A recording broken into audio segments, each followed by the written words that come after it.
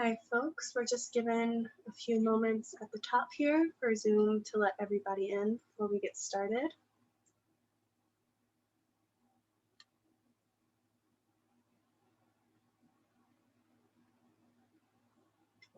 If you are already in tonight's event with us, you can open up your chat window and you can find some information in there about how to purchase tonight's featured book.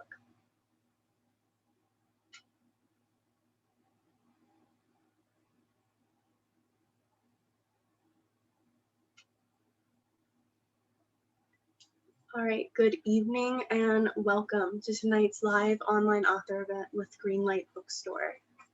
I'm Chelsea from Greenlight, and we're thrilled to host tonight's event with Adam Mansbach presenting his new book, I Had a Brother Once, a poem, a memoir. We'll be talking with Saeed Jones, so you're in for an excellent time. Before we start, I just want to say a huge thanks to Adam, Saeed, and the team at One World for making this happen, and to all of you for showing up. Though we're not able to host events in our store spaces, our community of authors and readers is still here.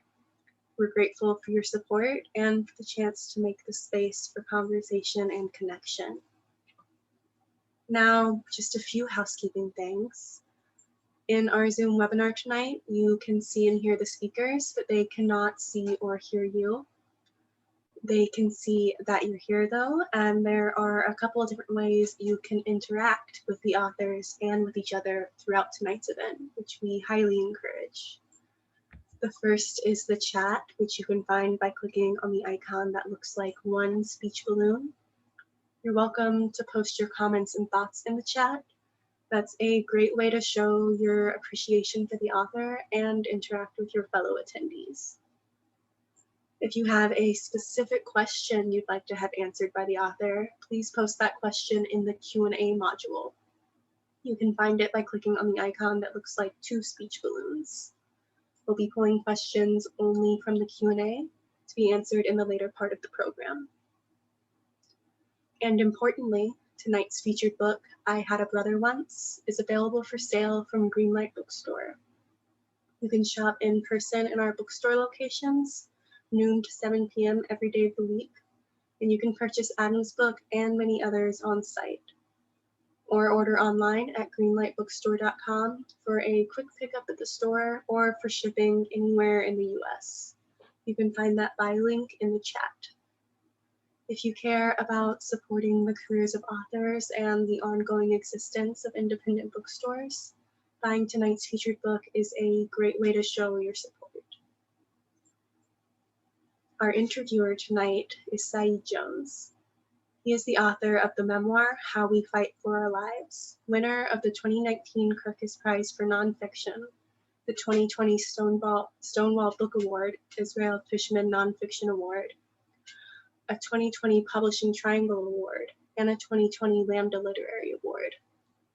He is also the author of the poetry collection Prelude to Bruise, winner of the 2015 Penn Joyce Osterwhale Award for Poetry, and the 2015 Stonewall Book Award, Barbara Giddings Literature Award.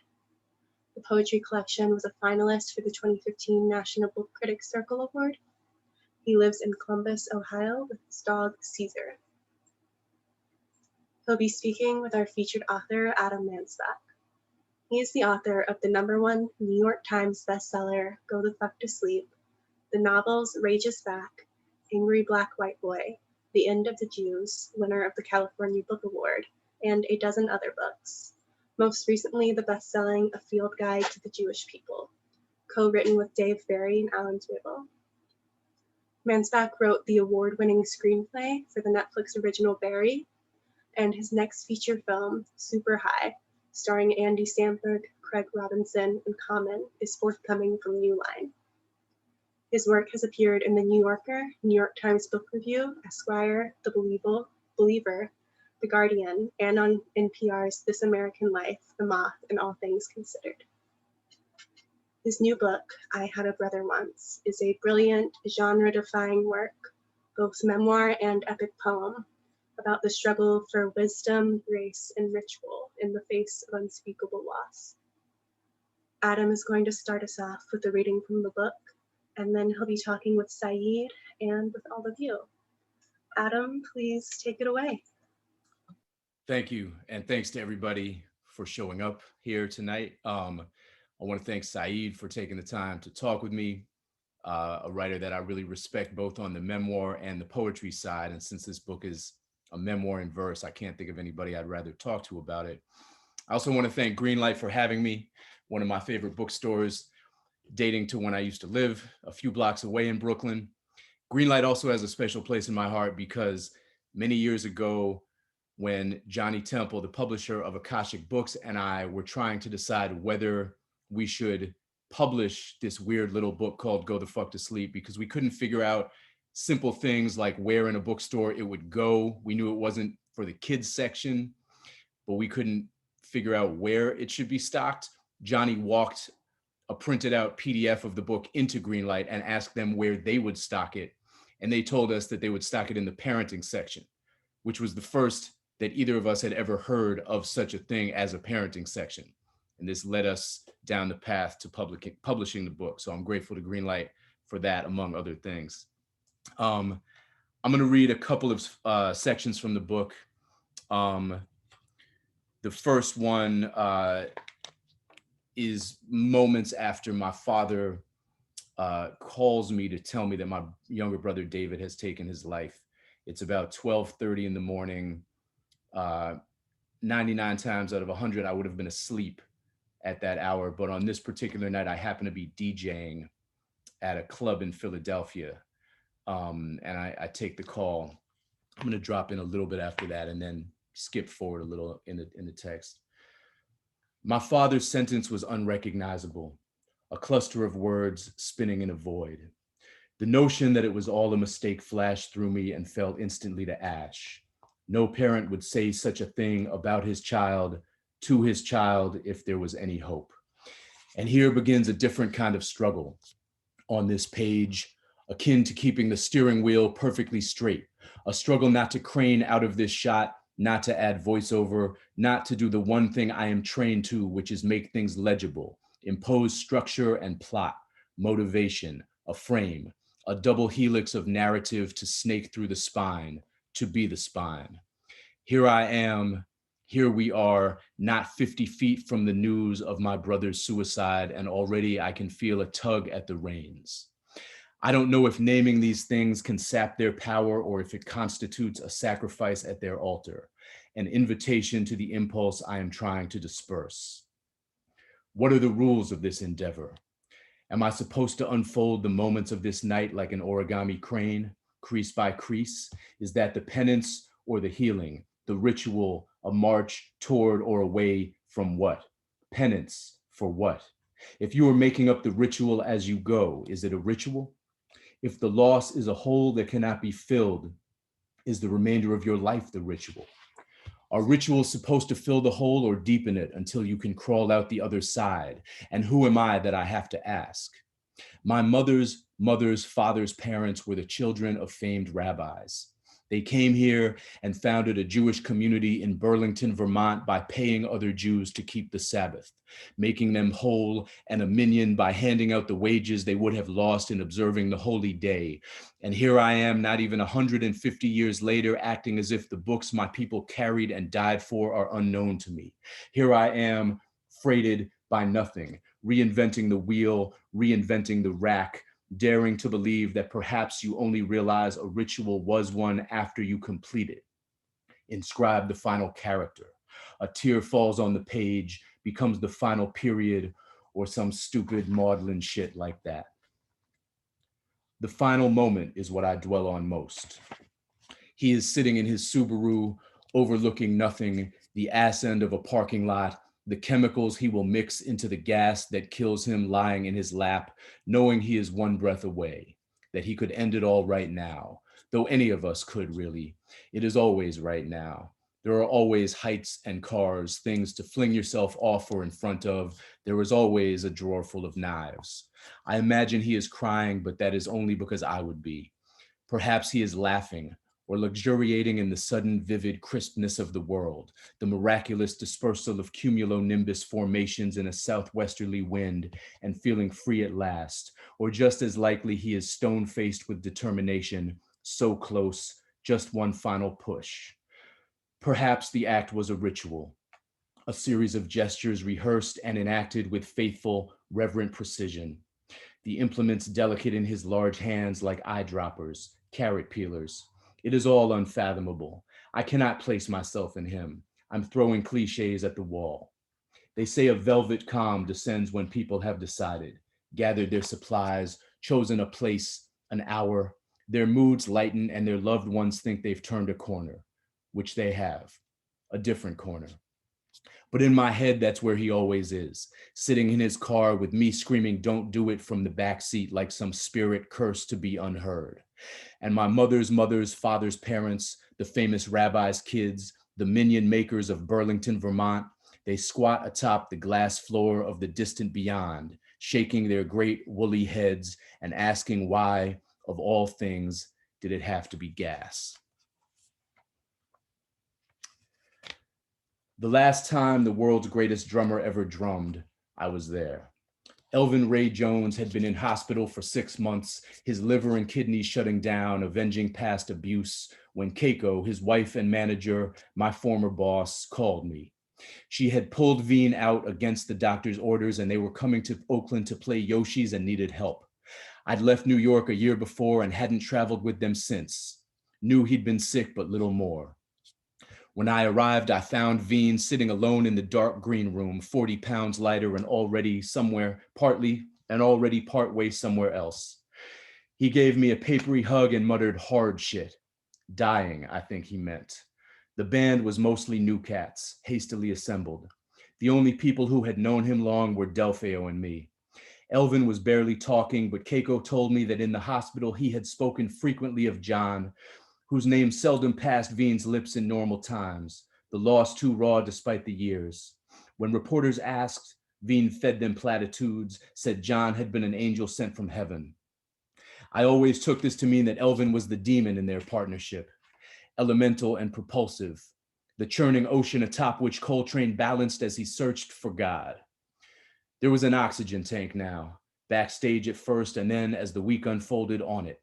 Tubes snaking from behind the floor toms into Elvin's nostrils.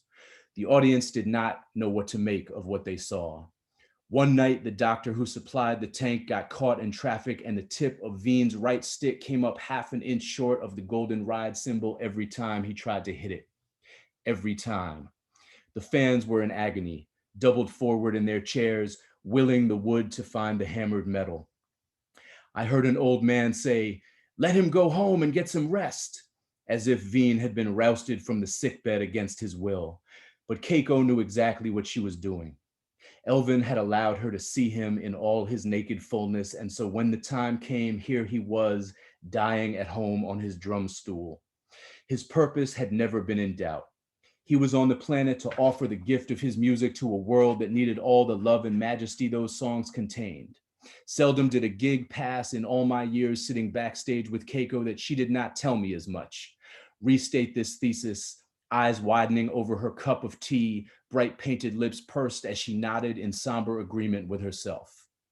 His job was to play, and hers was to make sure that nothing stopped him, to sweep away impediments and master details, belay danger no matter the source or the toll it took. I saw her throw musicians bodily out of nightclubs when they showed up on that shit, because nobody high was going to be alone with Keiko's husband ever again. They were heroes to each other, or perhaps figures from one of the Japanese myths she turned into songs for him to play, the monk and his sworn warrior protectress. Elvin's certitude sat at the precise center of him, radiating an electric peace that by the time it reached his four extremities and passed into the bass and hi-hat, snare and toms and crash and ride, became a storm. The very last night, Keiko stood behind him as he played the final song of the first set, arms wrapped around his chest as if he were her mask. The tune was Dear Lord, one of John's. When it was over, Veen sat motionless behind the trap kit while we waited for the room to clear. Delpheo and I had to carry him off stage, lift Elvin beneath the armpits and press our hands against his back as he labored to move the same legs that had just powered the pedals, his smell still sharp and clean, his forehead and medallion glistening, and the people didn't need to see that. But this time, as the house lights rose, Veen picked up his sticks and began to play. The crowd turned, surged back inside, massed before the stage. The sound was thunderous, exalted, the equal of any solo I had ever heard him play, and I had heard hundreds.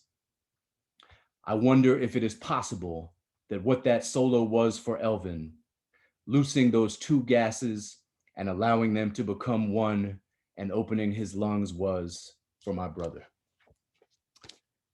I'll leave it at that. My goodness. Wow. Thank you for reading tonight, and reading those two sections in particular, because wow, you bring together so much of the beauty that the book accomplishes. Well, okay, so Adam, my boo, and I are gonna have a conversation now. We have a very deceptive levity to us, I understand, but don't let that fool you. If you have questions, you can put them in the Q&A, and I'll pull them in a little bit later. We love questions from y'all, and we're appreciative of you joining us. You are, I noticed you're pretty tough on yourself in person. We love a little self-deprecation, but I noticed you call out, what you perceive as your own bullshit, cliches you realize you're starting to sincerely use. Early in the book, you chide yourself for taking 8 years to, confront or write about David. And so I wanted to ask you about that. What changed? What made you decide that you wanted to write about David? I think I always knew that I wanted to write about him. I think it always felt both inevitable that I would write about him, and for much of that time, impossible to figure out how.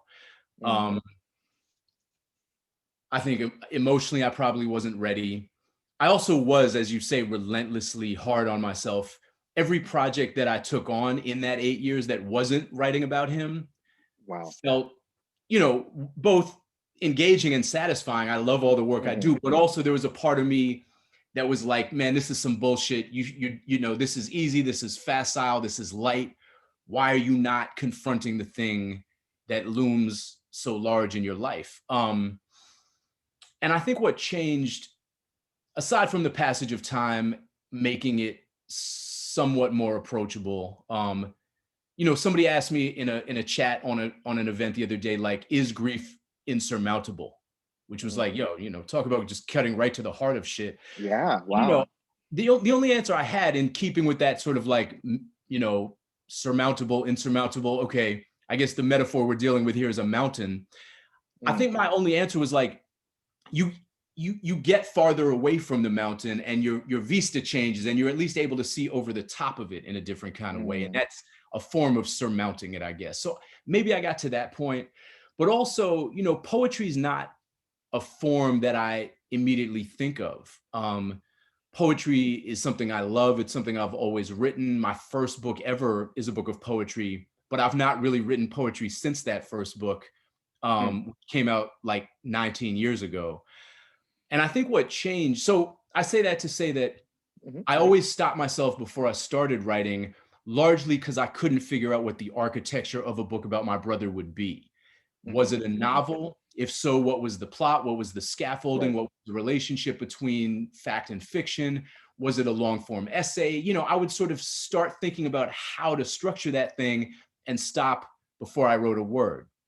And like 2 years ago, my friend Mark Bamuti Joseph commissioned me to write a piece for an event at SF Jazz, to be performed with a live band. So my mind immediately went to poetry, because I know that Bamuti kind of knows me as a poet. When I think about performing with a band, I think about performing something that will sing in that context. And so I ended up writing a poem for the first time in a long time, and it was an elegy for Fife from A Tribe Called Quest, who had recently died. And then I spent a week hanging out in a jazz club with a band and a bunch of poets. And, you know, as you can tell from the piece I just read, that kind of brings me back to a comfort zone in a lot of ways. I was a roadie for Elvin for 7 years. I spent a lot of time in jazz clubs and with jazz musicians, and their presence is very comforting to me. And I used to perform a lot with bands. And in this particular instance, I was also around some poets that I really, really love. Folks like Bamuti and my friend Lauren Whitehead, and hearing them perform. Lauren's piece in particular. Lauren showed up, you know, like extremely pregnant and a pleasure to be around as always. I remember we were in the green room, me, her, and Jeff Chang, and Jeff's kids are like about to go to college. And he was like, man, you know, I'm about to be an empty nester. And Lauren, who does not yet have any children, said, I can't wait for this kid to get out of my house. Which struck me, it continues to strike me as like the funniest shit I've ever heard. In any case, I came home from that week in a kind of mind state of poetry, and it happened to be about a week before my brother would have turned 40. So I think the combination of being, you know, like thinking about poetry and that date, and dates are very powerful, of course, got me started. And I found the form just incredibly liberating. There was no scaffolding to think about.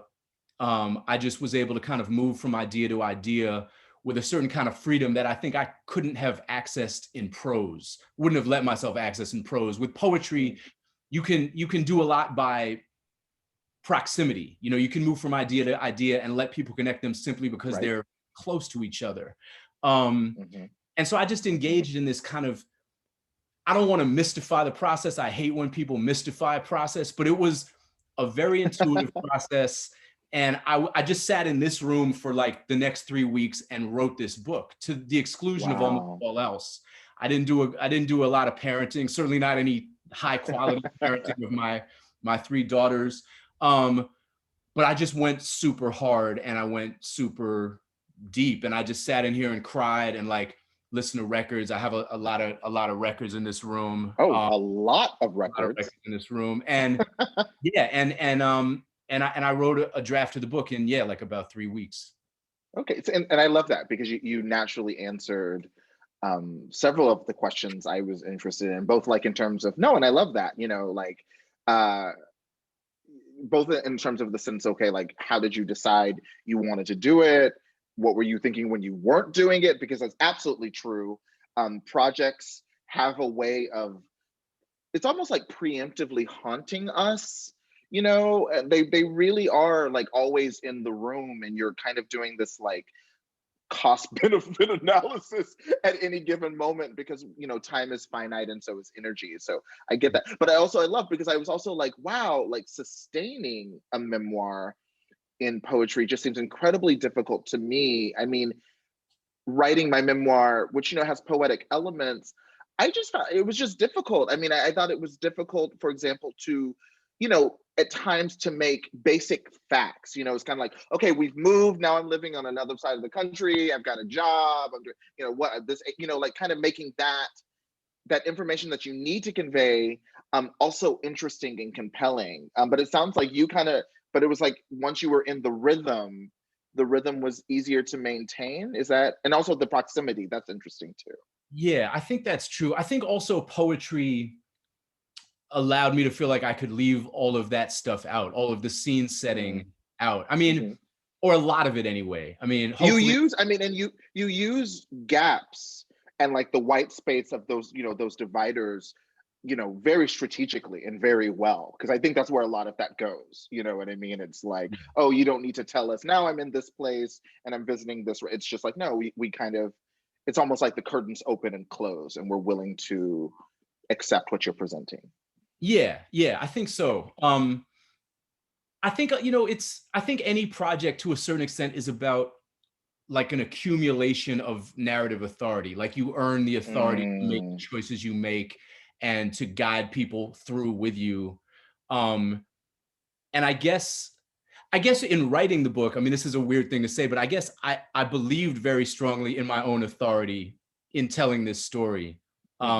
Because, you know, it's like I wrote it in 3 weeks, but it also took me like 8 years and 3 weeks to write it. And so there was an outpouring. And not necessarily a sense of where I was going or a roadmap, but a sense that wherever I was inclined to go was going to make sense, and was that I was being called to write that piece for a reason, that it would tie in. Like, I mean, the piece that I just read about Elvin Jones, I sort of started writing it without a clear idea of exactly how it fit. I mean, clearly it's about death, it's about mortality, it's a version of confronting mortality, but I didn't know exactly how it was going to tie in until I got to the end of the story and then wrote those last few lines about my brother and how, you know, whether these two experiences could in some way be equated. And the next line, which I didn't read, is basically me being like, nah, that's bullshit. I don't buy that for a second. No, it was not the same. And that's another thing that I, you know, that I do a lot in the book, is sort of test out ideas, put them out there, and then just as often sort of like decide that they're not the one, you know. I love that. I like that you, and what you read, you like I mentioned, you will invoke a cliche, and you know, I mean, the basic, you know, life-changing events, you know, cliches exist for a reason, and you kind of don't understand that, I think, as a writer, until you're going through one of those experiences, you know, like divorce, and you're like, oh, like I see why these exist. And so I like that you, in your writing, allow yourself to stumble into the cliche or stumble into the epiphany, the realization, and you briefly, you know, will give it space, let it exist in sincerity. And I like that. And then you're willing to also make space for, you know, the realization, the contradiction, the no, actually, never mind, you know, because that's a part of it too, you know. And I think that was beautiful, because I think, you know, part of what I want to talk to you about is what it means to be a man writing about grief. And to me, I guess what I'm getting to is, over the course of the, you know, when I think of you, I'm like, oh, Adam, you're tough, and you know, he'll crack you up and everything. But like, you're making I just space. walk around doing this. You're this, all you're doing. You're like this, and you're like this. That's you to me. But you're also, like, you know, making space for vulnerability, because that's what it is to, like, say something that you're like, you're really earnest about, and then you're kind of embarrassed by it. And so, was that something you were self-aware of? Were you thinking about what it means to be a man, obviously writing about his feelings, but writing about grief in particular? I don't think that I was actively thinking about that, but I think, you know, there's a tremendous physicality to me of my brother. Like, when I think about my brother, you know, this is somebody whose body I grew up knowing in an incredibly intimate way, like mapping the similarities and the differences between us as we grew, and, you know, lying around on beaches in the summer, and like the moment when you described, like, his stomach before he had abs, like when it was just like that kind of boyish chubbiness, was really beautiful. So I mean, that's where my mind goes first, is that there's an embodiedness, if that's in fact a word, to the way that I think about David. And I think maybe that goes to, like, masculinity, his and mine. I agree with you that it seems to me that a lot of times when men write about grief, they don't just write about grief. The story or the book is like, you know, my grief and how I conquered it by hiking the Appalachian Trail, or how I handled it by learning how to cook French cuisine or some shit. And, you know, like, those were certainly not my impulses. So, and I think certainly there are numerous barriers to talking about grief as a man, or, I mean, talking about any emotion as a man, really. And, like, it's interesting because you talked about cliches a minute before, and, like, realizing how true some of they are, or interrogating them or slamming into them. And I had a really interesting conversation recently about the idea of corniness. With the poet Safia El Hilo and her husband Chris Gabo, and Safia put forth the thesis on my deck over here that the fear of corniness is like a masculine trap, that being afraid to be corny is like one of the prisons in which men find themselves living. And I've been thinking about that ever since, and what that means or doesn't, how that prevents vulnerability or sincerity or whatever.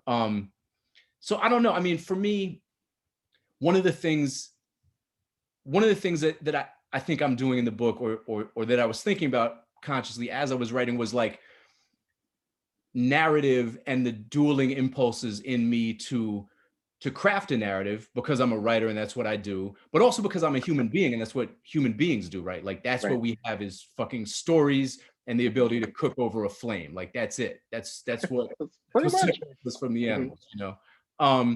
And so on one hand, that incredibly strong impulse to make sense of my brother's life, and then the dueling impulse not to claim that kind of authority. And I think the claiming of authority also strikes me as very male, in terms of like, this is the story, this is the singular story, this is the way it will be told and repeated and consecrated. There's a real resistance for me to trying to do that, because I don't know the story and I will never know the story.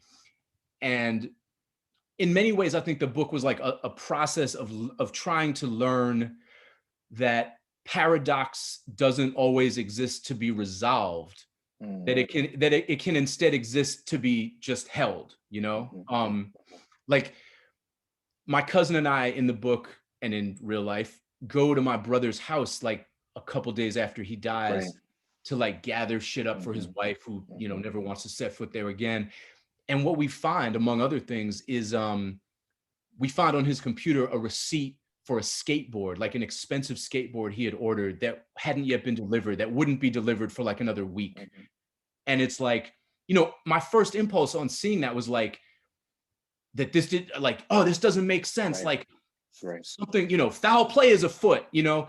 But no, it's like my brother was simultaneously planning to live and skateboard and planning to die, like actively making plans, making preparations to die. And it's like, both of these things are true. One does not dominate the other. One does not negate the other. They just both exist at the same time. And you have to just sit with that and either try to understand it or make the effort to just not understand it, you know, and feel blessed that you don't understand it. Maybe, like, you know, the fact that I continue to not understand suicide is probably a good thing, I guess. Maybe, and I think I like that you own that. I mean, you know, I struggle with depression. I am an incredibly effective, high functioning, depressed person, and I struggle with anxiety, and it doesn't look like it. It rarely, you know, it manifests, I think, in a lot of ways, even to me. And so I appreciated that you both are grappling with sincere questions you have. I mean, you know, and I thought that moment with the email, and there was something else. He was like, had a note like for a memorial or something again, you know, like that. But that paradox of like, what was his intention, and you know, or depression, where you're like, you know what, I'm trying to understand depression and suicide, but the issue is I want to live, and you know, making space for that paradox was interesting. I wanted to ask about another facet of this dynamic that I thought was really interesting. At one point, I think it's when your family's sitting Shiva, your mother tearfully asks you, "Are you depressed?" And you say no, I think, and then she immediately like, but your brother said he wasn't depressed, right? And so from that moment on, a theme that I just found really moving, and especially, you know, this week, everything, you know, Dante Wright and the 13-year-old child in Chicago, you know, all of this is the show event, all of this is going on, the pandemic, this sense of, are you okay? And, you know, of course we go, yes, and then we're aware of how often we have said that and it's not been true, or other people, you know, obviously your brother, you know, would likely have said, oh, I'm okay, you know, to your mother in that instance as well. What did you learn from kind of working with that theme of, it's like the functioning mask, the mask image starts to come up a lot? Yeah, absolutely. Masks certainly were something I thought about a lot, and it kind of weaved through this book. Yeah, I mean, I remember that moment so well because, right, I said, no, I'm not depressed. And my mother basically said, how do I know you're not lying? Right. And it's because, like, ooh, yeah. And right. And it's like, right, of course.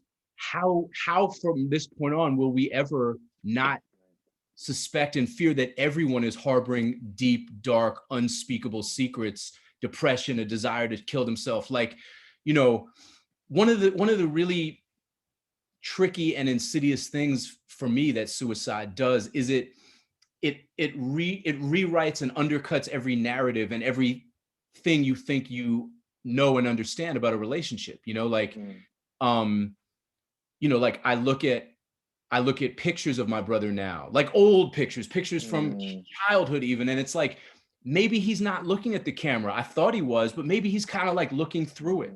You know, maybe he's not really smiling, you know, like even stories I tell about him. Like there's a story that I've always loved to tell about my brother, which is like about how, you know, when he was in 4th grade, my parents made him get braces on his teeth and he didn't want braces. He was really clear on that. And he was like, nah, that's cosmetic surgery. I don't want that. And they were like, you'll thank us later. And they made him get them. So like a month later, he took them off. He did a really methodical, precise job, which was typical of him. And he like sterilized all the equipment. And like, I happened to come home in the middle of it. And I was like, dude, what is happening? What's happening? Yeah. And I remember being like, I was not here. You know, and like his orthodontist the next day was like, you know, not for nothing, the kid did an excellent job, you know, tell him to send me a resume. I mean, David became a scientist, you know, he knew stuff. Yeah. You know, like for years and years, that was like a charming story that I told about him. And now when I tell it, I struggle with whether to end it there or to go where my mind now goes, which is to say, like, you know, that was the first time David sort of reclaimed sovereignty over his own body. But, you know, but it wasn't the last. That was his final act, was to once again sort of reclaim that same kind of sovereignty. And it's like, I don't know if I should say that or if I should not, if I leave that out, what it does, if I'm imposing a narrative that doesn't need to be there, or, you know, it's like, it's tricky. It gets real tricky. But, you know, yeah, to your point, it's weird to like, one of the things that suicide also does is take you out of the mainstream of grief in a certain kind of way. Like a lot of the rituals that we normally invoke and apply don't fit so well, right? Like, how do you mourn somebody who decided to leave? And how do you celebrate somebody who did the opposite of celebrating their own life?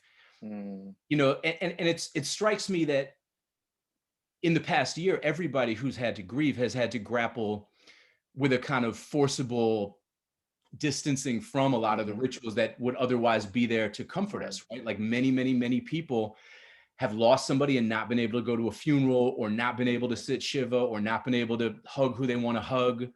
So that estrangement from just the mainstream of grief, like, is something I dealt with, and I think something that we are all dealing with now, in a weird kind of way. Yeah, and I appreciate, and I say we have a question, and I'm going to ask a few more, but if you have more questions, please put them in the Q&A. We'll get to them in a moment. Yeah, I appreciate, you know, every book about grief does something other books don't do, and that's why we need more artists, you know, examining this, and not just books. Part of what I think is interesting is you also write kind of extensively about again, that high functioning life on the road, and in particular, you know, success. And I wanted to read, you and I, of course, know Patricia Smith very well, the acclaimed poet. And she says, in her praise for the book, I remember Adam around the time of his brother's death. If there was a top of the world, he was on top of that. And it's sobering to now realize the grief he was shouldering, how vehemently the perfect world had shifted. And I felt the same way. I mean, when I met you, you know, Go the Fuck to Sleep, I think had just come out, and, you know, it was, you were talking about Barry, you know, it was in the works. And so I, you know, as I was reading the book this week, I was also struck by that too. And it's important because, like you said, in part because of the pandemic, but just in general, I mean, this happens often. You know, some of the greatest things happen in our life, or just normal work shit is happening while we have this going on. What did writing about, you know, and you talk about like the kind of performance anticipating questions and, oh, I don't want to blindside this person during this event, you know. So you had to be performative and protective for so long. Yeah. What did it feel like to write then about that interiority? It felt like a relief, and in some ways a coming full circle. Because I spent so long, like just to give a little bit of background, like David's death coincided exactly with the publication essentially of Go the Fuck to Sleep, which, you know, to my great surprise and everybody else's, was like, you know, a big deal. And I was like, you know, so I was like I was more public than I'd ever been. I was doing like 20 interviews a day for literally a year. And I was on TV and I was traveling. I wasn't in the same city for more than a week at a time at any point during that week. So I was sort of constantly performing a certain kind of public version of like joy and success and luck, while also dealing with this private sort of shock and grief. And toggling between those things was crazy. And I was constantly worrying both about blindsiding someone else by telling them the news, which I really tried to avoid doing because it was so painful for me to say the words. Like, I wanted everybody to know that my brother had died, but I didn't want to be the one to deliver the news, like, ever. But also, you know, like, I got really, you know, I was constantly sort of like out eating meals with a bunch of strangers after an event, and I got really good at like predicting that 5 minutes from now, realizing that 5 minutes from now, the logical progression of the conversation was going to come around to family, and I would be asked if I had any siblings, and figuring out how to redirect that shit long before we even got there, so I didn't have to like make a sudden decision about whether to say it, whether to lie about it, whether to be like, no, I have no siblings, which is, you know, like, none of those things felt true. Right. And I felt, and so like, I felt like I was wearing a mask. And I also felt like, in a weird way, like, am I making David's belief that he didn't matter true by being out here functioning and like thriving and succeeding on some level? Like, does that mean that he was right when he thought that he wouldn't be missed, or that we'd all get over the loss of him, which was like a horrible thing to feel. So it feels full circle in a way to be like explicitly out here trying to talk about these things now, when for so long I avoided them. And then there was sort of a middle period where, like, I tell a story in the book about how probably in like 2014, I'm supposed to tell a story for the Moth Radio Hour, like a live event.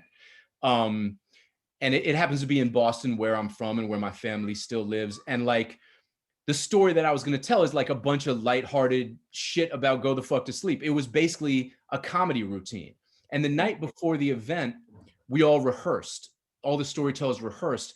And I heard like all of this searing honesty and vulnerability from all these other storytellers, because that's mostly what the Moth does. Right. Like, stories about a marriage turn into stories about pancreatic cancer. Stories about pregnancy turn into stories about Down syndrome, like heavy, honest, gripping stuff.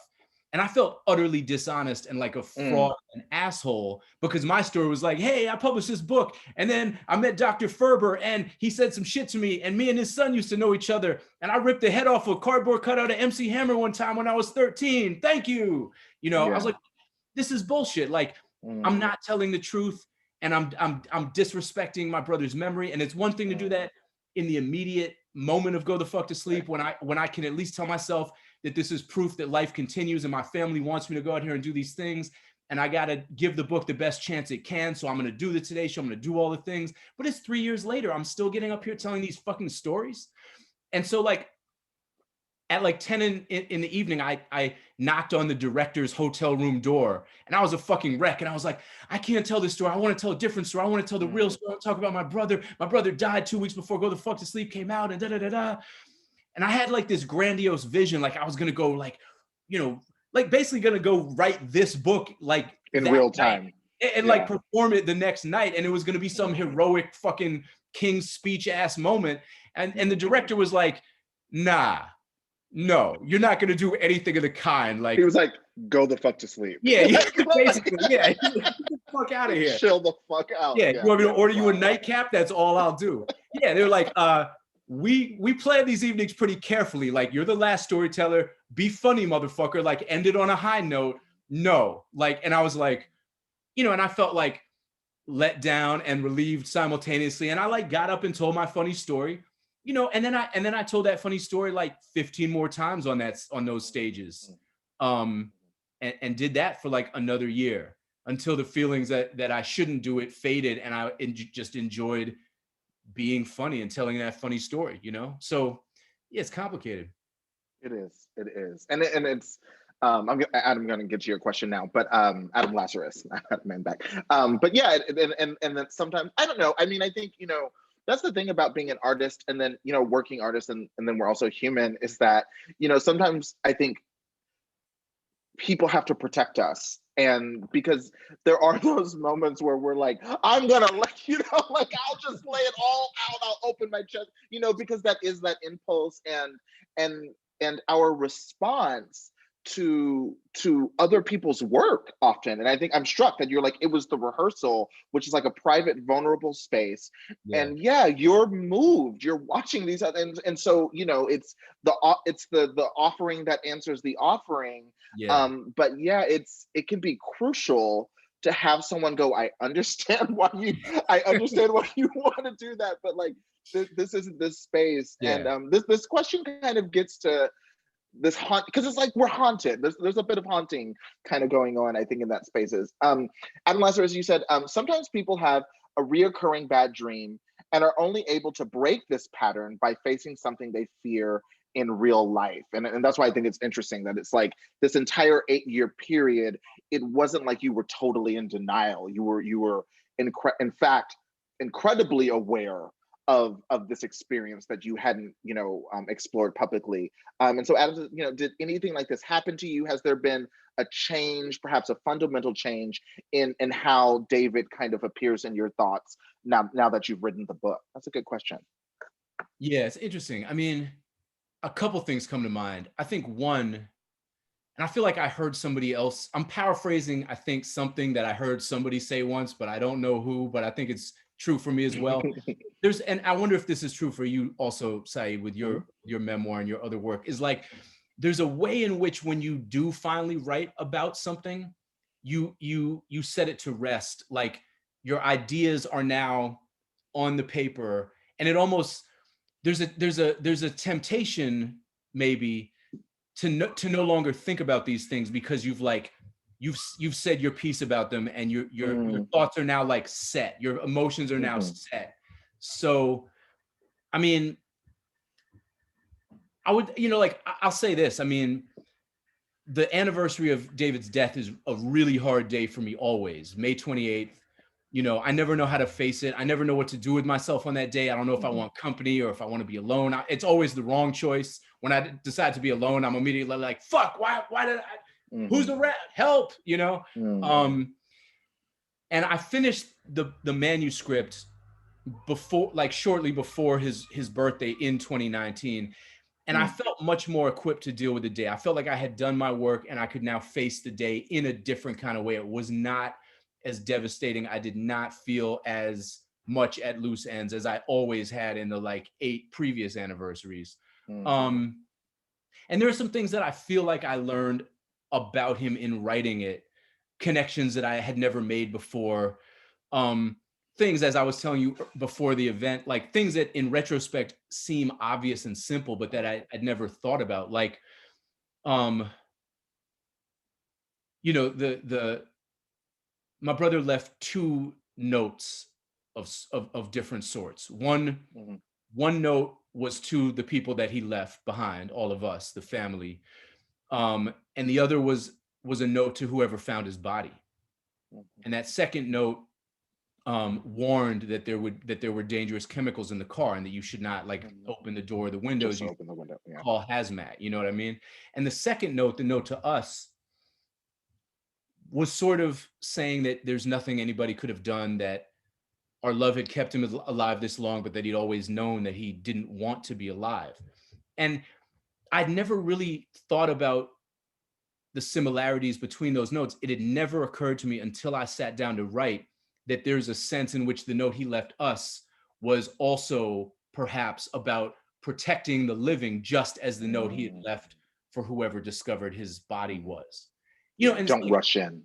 yeah, yeah, like, you know, like it's like sort of embarrassing to me that I never made that connection until I wrote, but why would you, unless you're putting language to the one and the other, and you know, it's an obvious connection, but it's also sort of a connection that exists in language, not in thought, if that makes sense. Like, I don't know, but there are a lot of things that came to me that I discovered in that way, that do change the way I think about David in retrospect, if that answers the question.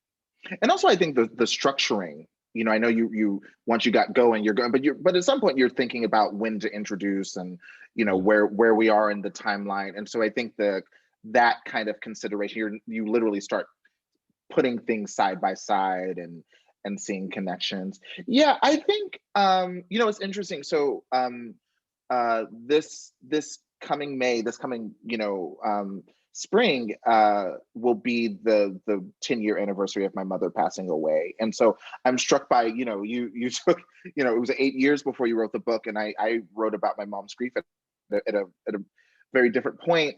I think writing the book, and you know, there were other things that I needed to lay to rest in the writing, and that's definitely true for the earlier chapters. It felt like a send-off to different dynamics that I'd been struggling with for a long time. I think in writing about my mother passing away in the way that I did in the book, I think I was able to lay to rest, or begin to,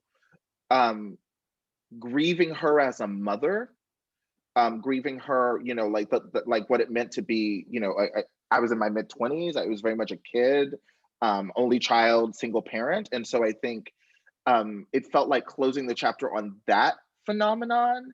And now, you know, and now I'm writing poems and writing about grief in a different way. And it feels as an adult, you know, like what it means to have just a person in your life, someone who's a part of your history, and then you have to move into the future without them. And then the one thing I would say, it's interesting, like, yeah, I think all the anniversaries and the holidays and everything pose all kinds of challenges. And every year you think you're okay, and then it's the day of, and I've had that same thing, like, why didn't anyone? I know I said I was fine, but why did anyone like ignore me? Right. You believed me when I said that I didn't want to see anybody? And I mean, a few times friends have been like right around the corner, ready to, like, you know, because they're like, oh, we knew. Yeah, it's wild. I mean, I guess, so I know we're getting to wrap up. I mean, you know, clearly, you know, the loss of your younger brother, and both that reality and the reality that you are a storyteller who clearly spent a long time thinking about the fact that you weren't telling that story, and now you have. Do you feel, and I think Adam Lazarus's question was kind of getting to this too, do you feel, did other doors open up? You know, you know, is there like a bit of a wind at your back, or, you know, what does that feel like now that you're at this point? Let's end there tonight. Yeah, I feel much more sort of in balance, both in terms of my life, but also the kind of the balance of my like working life. Because it's, you know, it also so happened that in the last 10 years since my brother died, I've done a lot of work, but most of it has been like, I haven't written like a literary novel in that time. I published one, but I had mostly written it before he died. You know, and then I wrote a couple of supernatural thrillers because somebody dropped that idea in my lap. I wrote a middle grade series with Alan Zweibel. I wrote another middle grade series with Craig Robinson. I wrote 2 comedy books with Zweibel and Dave Barry. I wrote some screenplays. I wrote some other shit. Like, but you know, all of it, as I said earlier, was sort of felt light to me, light work, as we say. And I think I do feel like a door has opened. I feel a renewed ability and desire to like grapple with the thornier, more difficult stuff. You know, I don't know. I don't know if it's just me, but there's also that part of me that like somewhere along the way I got it in my head that like, you know, the best writing was the most painful, agonizing, that like, you know, if you weren't in utter agony, then you weren't really doing your job. And like, it's funny because the last time I felt like I was really in agony was when I wrote a novel called The End of the Jews. Mhm. And not coincidentally, that's the Mhm. last book that I did with Chris Jackson until this book. And Wow. that agony was mostly Chris's fault, because every time I thought the book was done, Chris would make me like dig deeper and go further and peel back layers and layers and layers. And we'd have like epic 12-hour arguments on the phone, and I'd hang up and be like, God damn it, he's right about everything, you know, which is why Chris is the best editor. But it was also like incredibly painful. Mm. The editorial process for this book was not like that, but Mm. that sense of like deep engagement Yeah. was, and it felt good to return to it. So I do feel like more open to a different kind of engagement that I want to continue. And also I got to say the form that I stumbled upon here is an incredibly appealing form to me. So You're like very good at it. Yeah. thank you. I mean, the next book that I'm working on now, and I'm working on a bunch of screenplay stuff, and that's taking up a lot of my time. But the book that's inching forward now is another book that will be like a book length memoir in verse with a very different focus. It's about race in Boston during basically the time I grew up there, from about the time I was probably in about third grade in '83 till about '94. And it's sort of personal and intimate, and from the perspective of me at those ages, but also tying into what was happening nationally, and um, you know, trying to really look at all that shit. And I'm finding, as I did with this book, that form and that lack of scaffolding and that ability to kind of invent an architecture rather than drop into an architecture Mhm. is letting me do the things that I want to do for the most part. All right. Well, I'm excited to, you know how I feel about Boston. So that's a needed book. And also I'm excited, my best friend Isaac Fitzgerald, he has a memoir coming out, and Yeah, of looking forward Dirtbag, to Massachusetts. it. And Yeah. I think that's going to be a part of the dynamic too. Before I let you go, I did see we had a question from Phyllis that feels, a good note for us to end on tonight. She asked, how do you carry David going forward? I mean, you creatively, I think we have a sense of where you're moving. But I think that's a lovely question. Yeah, it is. The first thing that comes to mind, for whatever it's worth, is, I used to, like, my father looks at photographs of David all the time. He spends a lot of time reminiscing. He's able to access the love and the joy of his relationship with David, not focus entirely on the darker, end of that relationship and the grief that followed. And until I wrote this book, I had a stack of photographs of my brother that I took out on his birthday, on the day that he died, and I flipped through them and I cried, and then I put them away again. And it took me really until now, not even writing the book, but holding the book in my hands, having a first copy, before I actually was like, you know what? I'm going to frame a photograph of this dude, and I'm going to actually like look at it, and it's going to be a part of my life, and it's going to sit in my office. I don't know. I don't mean that to be overly symbolic or mean more than it really does, but I'll say that I now keep a framed photograph of my brother and look at it every day. And before, that wasn't something that I did. That's beautiful. That's beautiful. And I get it. I get it. Well, Adam, this is a beautiful book. And in addition to being beautiful, I think it's needed. And I'm so proud of you. And I'm, as always, grateful for what you're doing, because you're right. I mean, the joy, I don't always think we need to be out here putting ourselves through hell to be, doing meaningful storytelling. But there are times when it's really helpful to see artists we respect and admire step in and embrace that vulnerability, and you did that so well. So thank you so much, and thank you, Greenlight. I don't know if Chelsea wants to come back, but thanks, y'all. Thank you so much, Adam and Saeed, for tonight's incredible conversation. And thank you to everyone who came and shared this space for conversation and connection with us tonight. A reminder that you can buy Adam's book, I Had a Brother Once, through Greenlight. If you're local to Brooklyn, we're open for limited capacity browsing, noon to 7 p.m. daily. Or you can order online at greenlightbookstore.com. That book buy link is in the chat for either local curbside pickup or for shipping anywhere within the US. Thank you so much again, Adam, Saeed, and everyone, and have a wonderful rest of your evening. Best of luck Right. on the book's continuing success, Adam. Thank you. Of course. And thanks again. Thank you, everyone. Saeed, it's great to see you, man. Thanks again. Thank you. Thank you. I hope I get to see you in person soon. Me too. All right.